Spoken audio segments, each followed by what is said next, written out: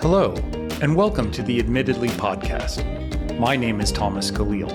I'm the former director of MBA admissions and financial aid for my alma mater, the Wharton School at the University of Pennsylvania.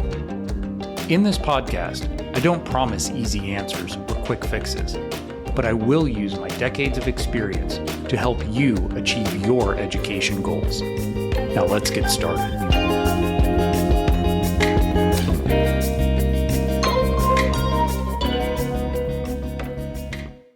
Hello and welcome to Admittedly. I'm your host, Thomas Khalil, and today we have a very special guest, Sam Hassel.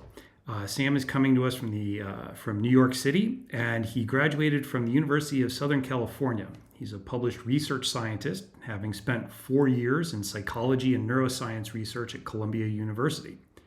Building upon his experiences in research and academia, as well as over a decade in educational services, Sam spearheaded the Great Minds Advising Program, a premium college consulting service at Westchester Prep, where he is also currently an owner. His college advising team leverages cutting-edge strategy and insight into the college review process while helping students intricately craft the intellectual depth, niches, and admission stories that set them apart even at the most elite colleges.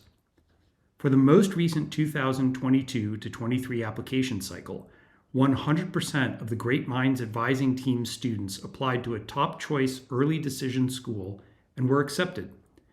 Over the past 3 years, Sam and his team's students have earned admission to Columbia, Yale, Stanford, Penn, Duke, Dartmouth, Vanderbilt, WashU, UC Berkeley, and many other top institutions, gained admission to the Ivy League at a rate of 11 times the national average, and have earned over $1 million in merit scholarships. Sam, we're really fortunate to have you on today. Really look forward to talking to you, one admissions professional to another. Love your background. And the question that I always like to start with when I speak with people in admissions and admissions advising is, how did you find your way to this profession?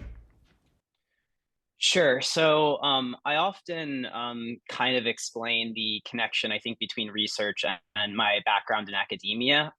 So while I was in research and I was on a PhD sort of route, particularly in neuroscience, I was doing a lot of work with tutoring students and preparing them for college applications and whatnot. And I think that sort of began my interest in sort of the educational services sector, and working with students and teenagers and helping them to build, their college applications.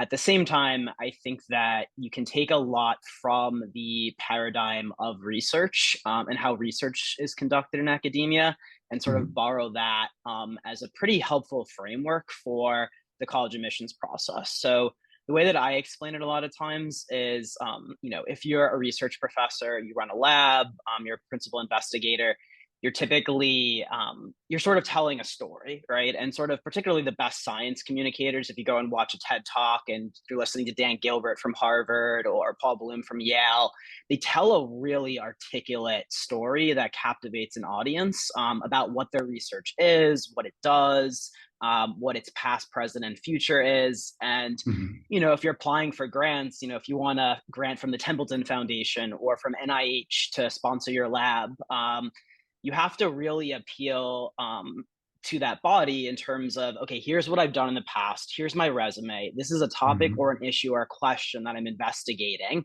And I have sort of this past body. I've conducted these experiments. Here's what I want to do next and how I'm going to keep pushing this line forward. And I think that's very, very similar to the way that a lot of, graduate school and academia works, how research functions. It's a story.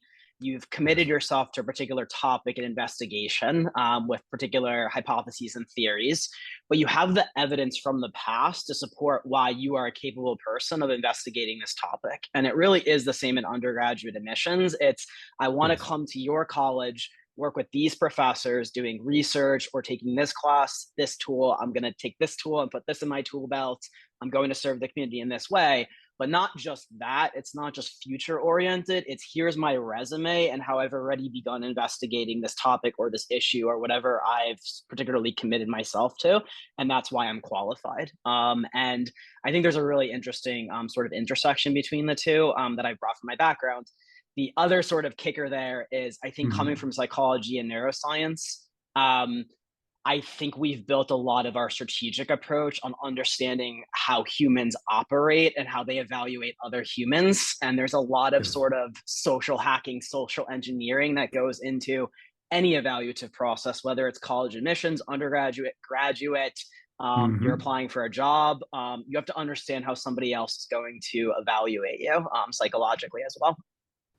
I love that answer, and I have to caveat to our listeners that I did not set that answer up because you and I, we speak about a lot of very similar things. I think the unique piece that you're really bringing here, and I'd like to probe on a little bit, is this concept of, because I've spoken often as somebody who ran an admissions department.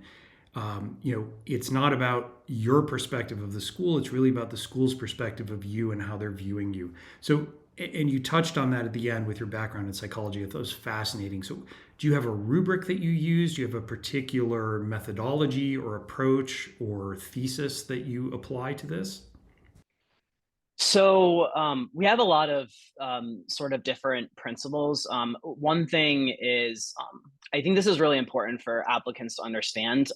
Your application is receiving a certain finite amount of time in terms of its review. Human beings also have a very constrained working memory, Yes. and they're also only able to keep so many things in their head for a given time range, right? And so I think one interesting thing that people will talk a lot about, but I'll give you sort of some of the psychological relevance, is Hmm. they talk a lot about like this admission story, right? You need to have a hook, you need to have like a narrative, a focused narrative. We shout at the top of the rooftops endlessly about students who try to build this jack of all trades narrative that is not what a lot of the elite colleges want. They want that Hmm. depth or that focus narrative, and there's a lot of reasons why that deeper, more focused narrative, I think works much more effectively and is what is sought after. But one of them, very simply, is the more coherent the information is that's being presented to somebody, the easier it is to understand, right? It's very difficult to understand if a kid, they were part of the business club, they were part of the forensics club, they were the editor of the newspaper, they played lacrosse. Like, what do these all have to do with each other? And Hmm. I think there's kind of an interesting, just like if you have a very small window of time, the coherence of the narrative and being able to connect the dots between all these pieces is exceptionally important. An admissions officer doesn't want to be Sherlock Holmes, right? I don't Yes. know, what does X have to do with Y with Z? And so even just that principle of sort of just understanding how working memory operates, understanding just the psychological constraints of the evaluation process, I think is really helpful. Hmm. I'll give you another one. So we have a lot of students who go to private schools, private high schools, Yes. and a lot of students say a lot of things that I think, if we kind of get into, like stereotyping or interpersonal perception, they say a Yes. lot of things that are very stereotypical private school things.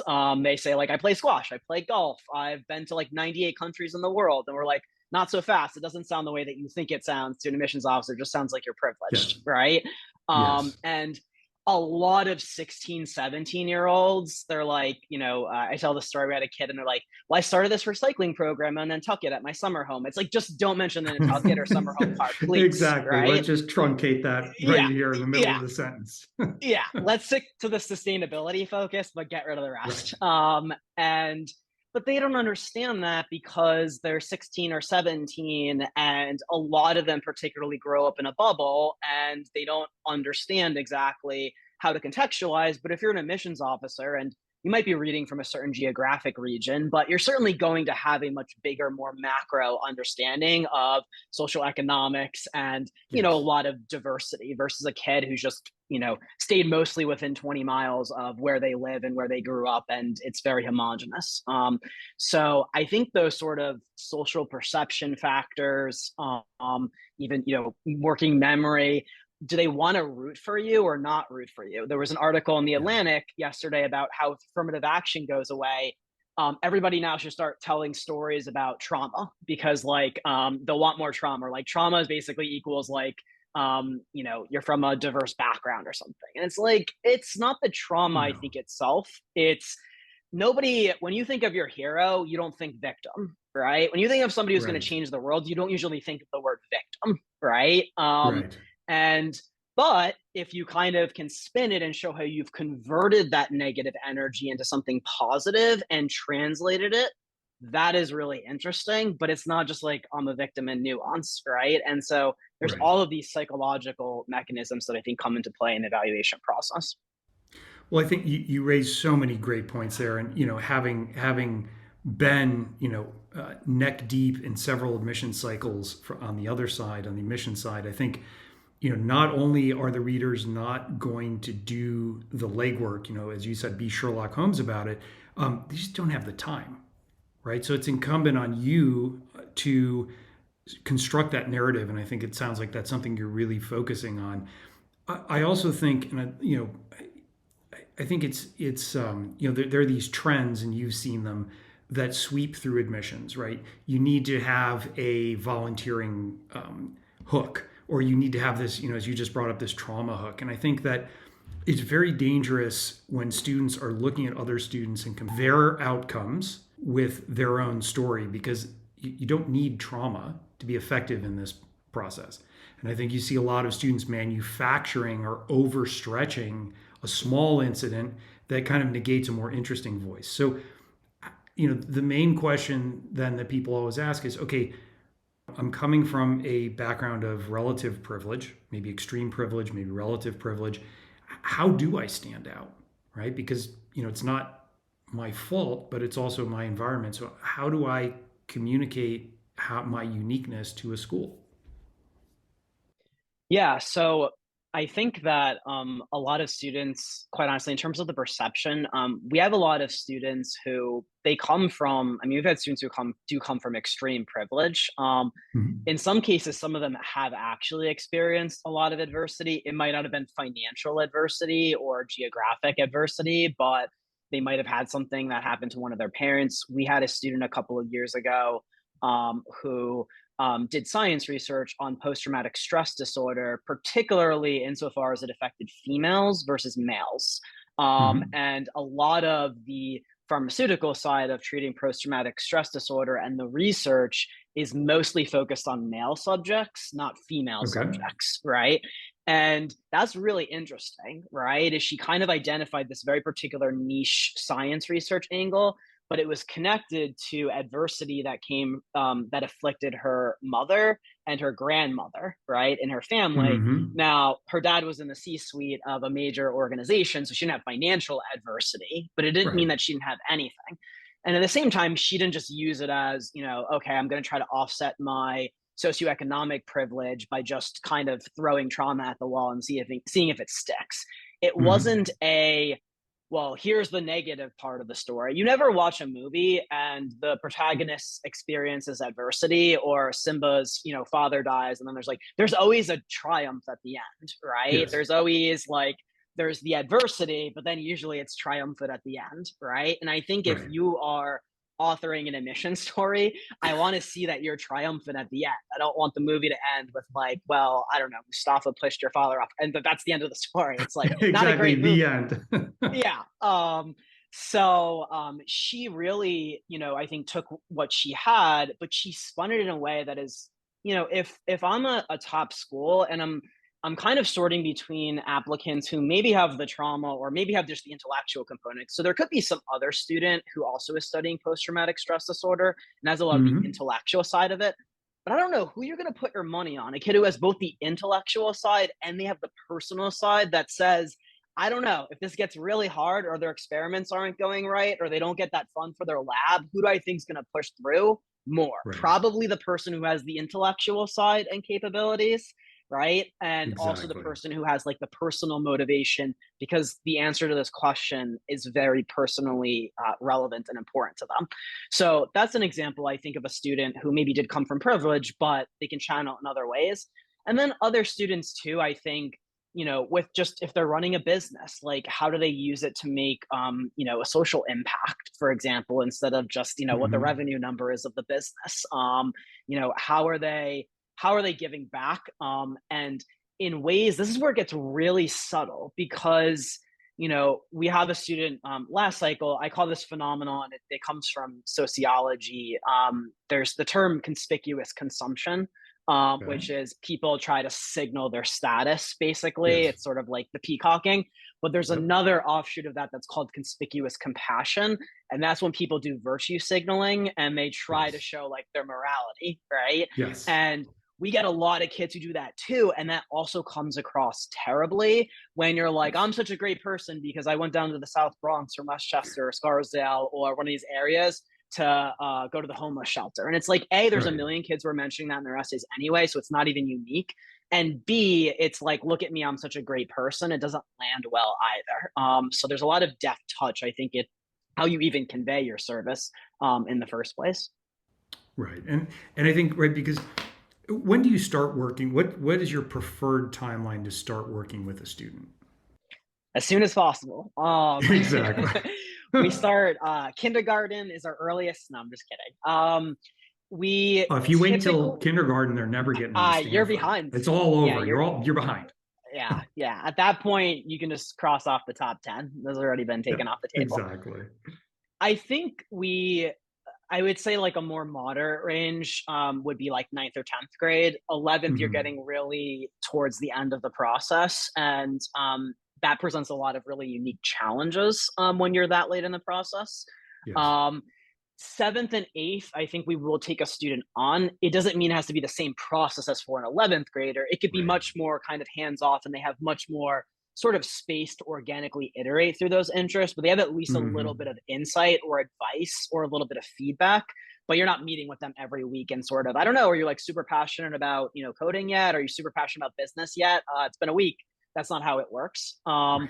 So I would say ninth or 10th grade, but we have kids who start as early as seventh grade who we have seen kids who in seventh grade, I think have a resume for a top 10 college in seventh grade. Yeah, probably ninth or 10th, and then, plus 1 or 2 years on either end of that. Okay. And what do you say, right? Because, I think we both get approached by people who maybe are very late in the process, right? Juniors, late juniors, second semester juniors. Um, how do you deal with them? What do you have a particular approach? Because kind of all those data points are set, right? And it's more now you don't have a lot of room for improvisation or creativity in there. How do you approach that? Sure. So I would differentiate. I actually think at that point, you need maximum creativity, actually, right? Right. Because now you're given a much more rigid set of data because most of the horse is mostly in the barn at this point, right? In terms of what they Right. have in their resume. So for a student who's starting very late in the process, there are pros and cons actually. There's advantages and disadvantages to a student starting early versus a student starting later.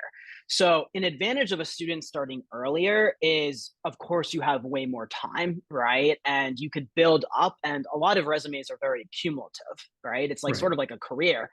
It's like if you were building a resume for an industry or a job, you understand you have to start building some entry level skills first, then you maybe move up Hmm. to the middle tier.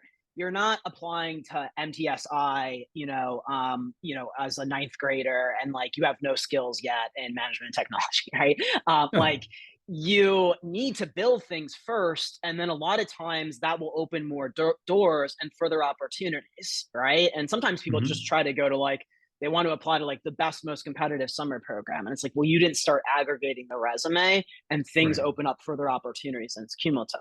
So if you're starting with a kid very early on, you have the benefit of time, but your drawback often tends to be you don't have as much data, right? You don't know as Right. much which directions to sort of steer the story. So you're working under much higher conditions of uncertainty typically for the trajectory, right? The strategic Right. trajectory. For a student later in the process, they kind of have the opposite problem. The time is very low and the data is much more rigid and fixed. The narrative is much Yes. more fixed. Um, but you kind of have a little bit more certainty as to what the narrative needs to be. Hmm. And now what you have to do, you're not building it from scratch. You now need to abstract a narrative from what they've done, right? Right. And that's very important. So we get a lot of students and it's like, okay, well, what if I have an 11th grade and I didn't understand that I was applying for business and I need to do things that were relevant to business? It's like, well, unfortunately, you can't probably apply for business then because you didn't build a Right. business resume. So, you know what you did actually build a resume in is in psychology. And that's the story we're going to have to tell because that's the narrative that you built. um, Exactly. and quite honestly, if you anytime we get a kid and they're like, I want to do business, they want to do like these 3 or 4 pre-professional things, right? It's the most common, right? I want to do Business, pre-med. computer science, Yes, five pre-med. Yeah, things, exactly. right? And it's like, honestly, if you want to do business, why didn't you do business? The easiest way to do business is I've done business, right? Right. So it's like, if you did all this stuff and it's like, I see 7 things in your resume and they're all psychology, it's like, do you really want to do business or do you want to do Hmm. psychology? Yeah, no, Right? It's like, exactly. because I'm just going to look at the evidence of what you've done. I don't really care what you say you want to do. I just want to see what the evidence is that you've actually done because actions are stronger than Right. words. And I think admissions officers are going to view things with quite a bit of skepticism. I don't think that it's lost on admissions officers that a lot of parents play a pretty big role in the process as far as what students want to do, or they're simply more familiar with certain professional backgrounds because their parents come from those backgrounds, right? Like you have Exactly. 2 MD parents. We almost never have our students put their parents' professional backgrounds in the common application for these reasons. Okay. Because if you're trying to do something in biomed and both of your parents are MDs, I don't know, it seems like you have a bit of an unfair advantage compared to another student who doesn't have parents who come from that background. Okay. And so I think that it's very much in terms of the young versus the older. I think older, it's a lot of the strategic positioning. It's what's the most Hmm. clever, well evidenced narrative that we can now abstract from the data that we've mostly been given and is now fairly rigid. Earlier on, you have more uncertainty because you have less data. You have more time to build a resume in a certain direction. You can't Right. abstract one, but you can build it. So there's kind of actually some unique advantages and disadvantages in some cases because the eighth grader might, like you may not know as much because they haven't done as much in terms of where you're trying to steer the ship. Fair enough. That was an excellent answer. Thank you very much. And I think it also touches on something that I think you see often where students, for lack of a better term, try and major shop at a university and say, oh, I heard that journalism is easy to get into, so I'm applying as a journalism major. And to your point, their whole resume is psychology. And you're like, these are actually professionals reading your file. Some of them have been doing it for decades. You're not fooling them, not even close. No. So one of the important things you talk a lot about strategy, and I love that because it's a conversation I have over and over again. That the overall strategy is so important, and your success rate getting your students into top choice EA/ED programs is 100% killing it. So there's a very important part of that is kind of selecting the right school and then communicating to the school effectively, right? How do you approach that? In terms of communicating to the school, do you mean more like demonstrated interest or in the applications? In the applications, because I mean, you can talk, you're welcome to talk about demonstrated interest because I think it varies from school to school, and so very interested to hear your take on that as well. Sure. And there is obviously some overlap between demonstrated interest insofar as the supplements are used as a gauge of your interest in the school. Right. And so, yes, I think what's really important, and I was actually doing a presentation this past weekend, and I mentioned a lot of the mistakes that students make in the application insofar as motivating their very particular unique differentiated interest in this college and even potentially this Hmm. program or major at the college versus other colleges, right? And so we actually happened to get hold of a student's application from this past application cycle who was a friend of one of our advising students, basically. Okay. So she got in to her top choice. This kid's process didn't go so well. And so we got his applications. We were able to sort of do a case study of sort of what went wrong. And in his essays, the student had applied ED to Tufts. And you sort of saw these very generic, non-specific statements like, the reason I want to go to Tufts is because it will help set me up for like a successful career. Tufts has a very Right. collaborative, interdisciplinary, Environment. yeah, right. And you're like, okay, Exactly.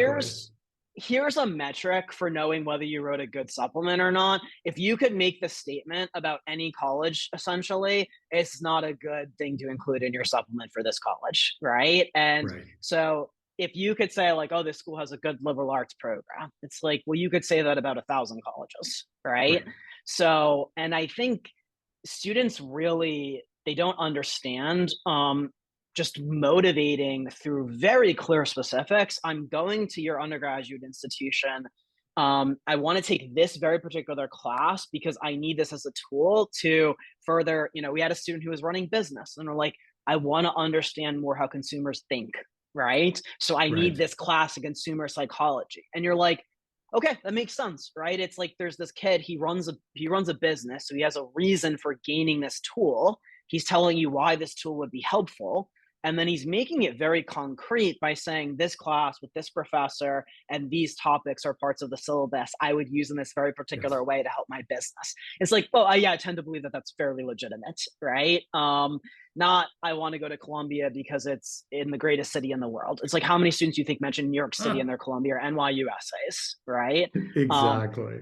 because New York City has so many museums. It's like that's not good. Like, it's not good enough. Yep. I want to ask a question that students always seem to ask, which is, okay, it's not that we don't believe you, but how? You go to these websites and they're just mind numbing. They all say the same thing, right? Diversity, leadership, intellectual, they all look the same. So how do you distill, especially if you don't have the resources or the time to go visit each individual school?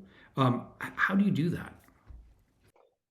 Well, I think those specifics, honestly, actually, I think one thing that people sort of don't understand is because you mentioned the school visit, right? Here's a Hmm. reason why a school visit is not a great source of information to include specifics in your essays. A lot of the other kids who are applying and writing their supplements also did the same school visit and got the same information, which means Exactly. it's much more likely that you're going to cite specifics that other students are citing, right? Which means you're going to fail to be rare and unique, which is essentially all of what admissions is. There are a lot of students applying for a very small select number of spots. Yep. So I always say admissions is just essentially a stock exchange of scarcity, right? It's just how scarce can you be? Exactly. Um, so actually I would say we've caught a lot of our students who mention everything that was mentioned on the school tour basically, and we tell them why that's a really Yes. terrible idea. um, so it's really, I think, diving super deep into the websites, looking at the faculty, looking at the department, Yep. looking at the course syllabuses, looking at the research labs, reading their papers, reading the abstracts, like really doing a deep dive. In some cases, we've actually had students who've done research with the professors at that top choice school. Yep. And so we had a student this past year who worked in the engineering department at a top 10 school, and he worked with one of the deans of the engineering school. And they, like, his supplements for that school were basically like, I want to take this professor's class because, like, he told me about the class, like, in person. Like, I knew this person, right? Right. And Exactly. one tactic we actually try to do is we try to make it sound like the kid already is there, like they're already part of the school. It sounded like he was Right. already at Duke, like he did research there. And we had another student who didn't do research specifically.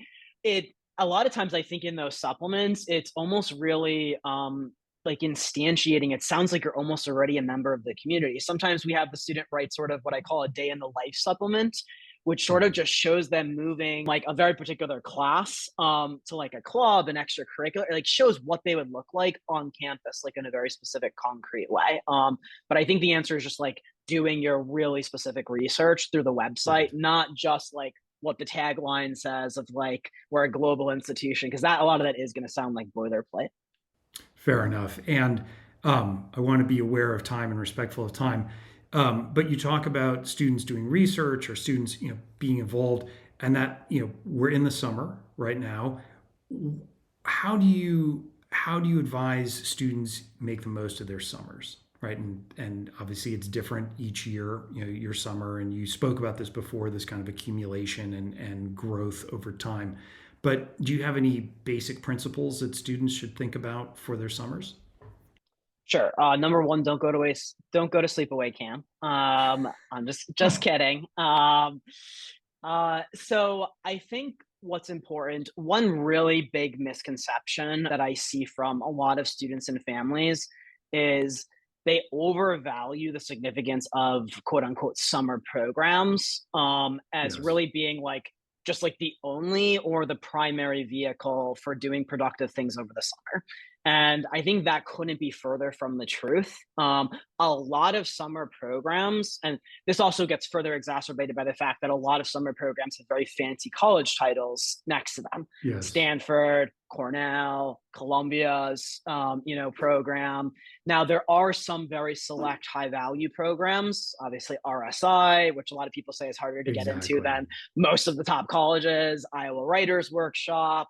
You have very legitimate summer programs, MTSI, but those tend to be fewer and far between. And what most of the summer programs are is just like a college course that was watered down for high schoolers, which isn't that impressive at all. Right. And it's certainly not that great if you spend $12,000 on like kind of fake college credits that a college doesn't even accept anyway. But that's how the summer program markets itself, because they have a fancy name Yes. next to it.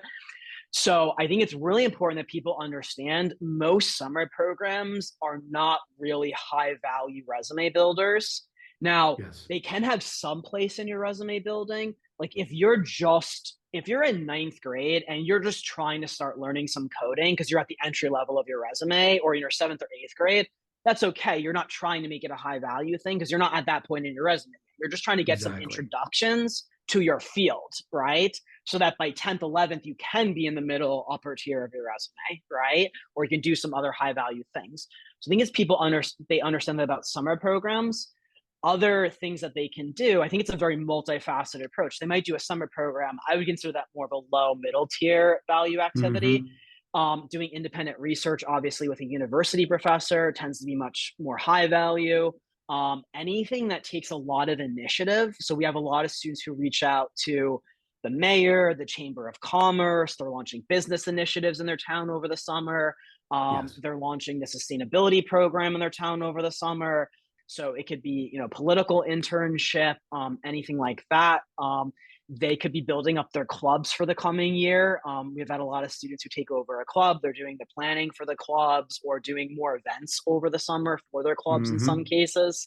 Um, Yes. and so it really should be a multifaceted, multi-tiered approach where there are different kinds of activities, right? And then they might also kind of fall into different tiers. Like not everything you're going to do is always going to be the most high value, like, but you might need to take a course that's an intro level course because you need to gain some skills, but then you might do something that has some more initiative as well, Yes. or science research. So I think it's important that people understand that summers don't have to be for summer programs, and then a lot of times those are not the highest value extracurriculars anyway, and to sort of Yes. take that multifaceted approach.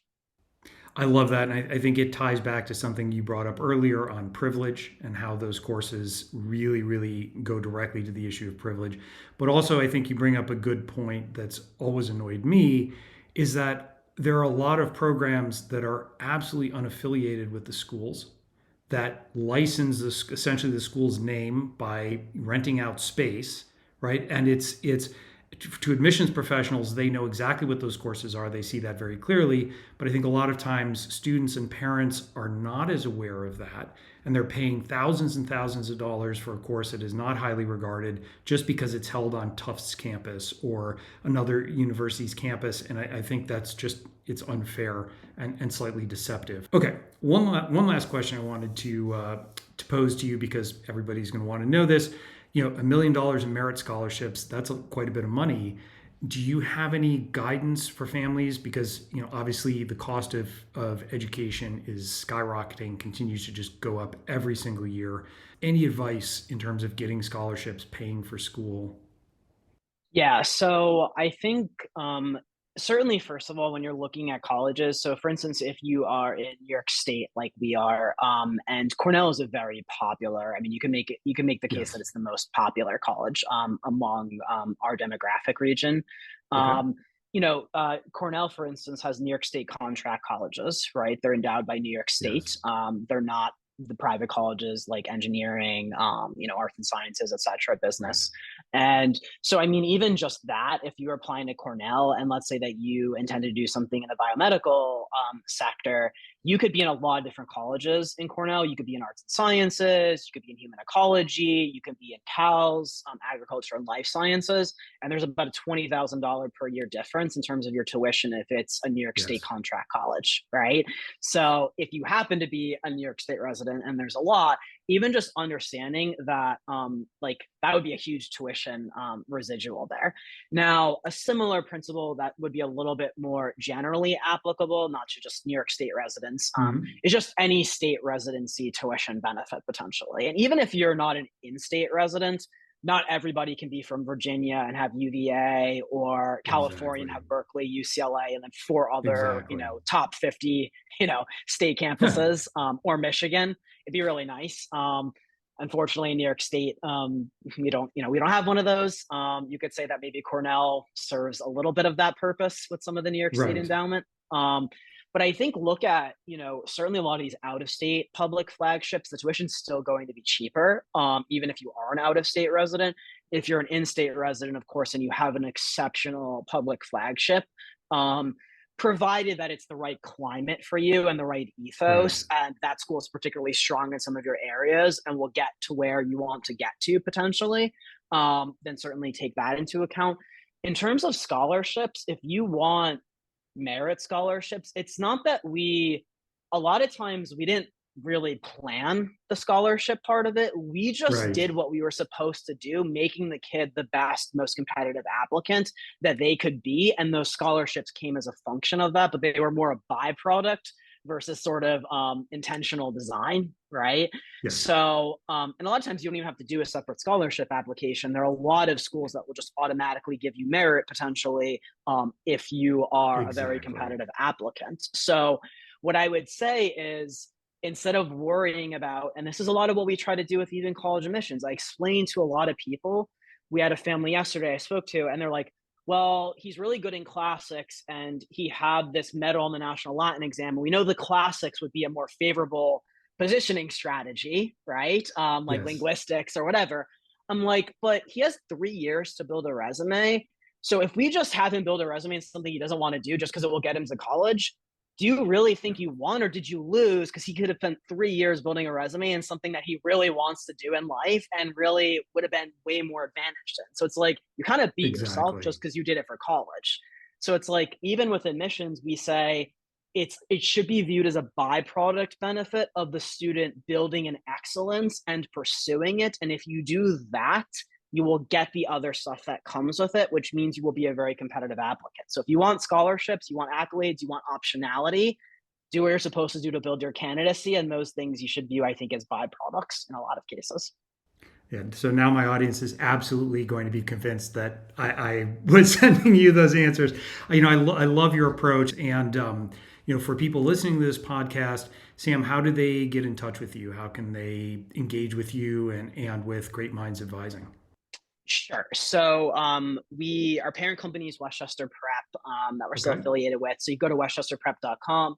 We will have Okay. our separate advising website soon. That will be greatmindsadvising.com. It's not up yet, but we're about to Great. relaunch it. And then we have things like advising newsletters. If you go to the Westchester Prep website and you go to our advising page, we actually have a newsletter that you can just put in your email. And if you like this information and content, we have a whole bunch of it for free. We send out those newsletter blasts. And obviously we have a contact form and whatnot on the Westchester Prep website, and soon the Great Minds Advising also. Great. Well, thank you very much, and would encourage people to engage with Sam and his team, because really it's just a very thoughtful and unique approach with psychology research. It's an approach that I haven't heard anybody talk about before, and so kudos to you on that. Any last words? Any last wisdom before we wrap this up? And probably the last point is just you mentioned sort of, I think, the role of scholarships and whatnot, the financial component of the process. I think it's really important. A little bit crazy, I think, in terms of the financial commitment nowadays in terms of college tuition, and how little time a lot of people put into the process and figuring out what their goals are, what they're trying to accomplish from an undergraduate education. Do they think they might go to graduate school? What's the particular quality of the major or the program at the college? There's a lot of people who look at Ohio State and they're like, Ohio State's not that great or not a shiny name, but it's like, I don't know, you have a lot of professors in the psychology department at Ohio State who are like all-time prominent figures in the psychology department in 20th century psychology, right? Exactly. And a lot of people just don't do the research. And one of the things that we try to motivate with the admissions consulting process is, do you want your kid going for four years of opportunity cost, which a lot of people don't even put any premium on kids' time at all? Is like, you're spending 4 years, $320,000 potentially if you're going to a private university, and you chose it based off of a one-day campus visit in which you were sold by somebody who has every reason to sell you on that college and is totally biased. It's like nobody would ever make that purchasing decision for anything else except for college admissions, right? And do that like total lack of due diligence. So I think it's really important to be very well researched and understand why you're going, what you're going for, what tools you're trying to garner, right? Because, it's like the clock's ticking and you want to go to school with a purpose. And if you can't really justify why you want to go to this school, study this, it's like, it's a lot of money to spend and a lot of time to spend with. We get a lot of parents and are like, I don't know, they'll just figure it out somehow magically at some point, perhaps, and maybe go to graduate school. It's like, I don't know. It's like, I'm not so sure they're just going to magically figure it out at some point. Let's try to have them go in with an intention so they know why they're there and they know what they're trying to do. A great closing statement, and I think words of wisdom for everybody. So thank you very much, but really appreciate your time and look forward to speaking with you again. Yeah, it was a pleasure. Thank you.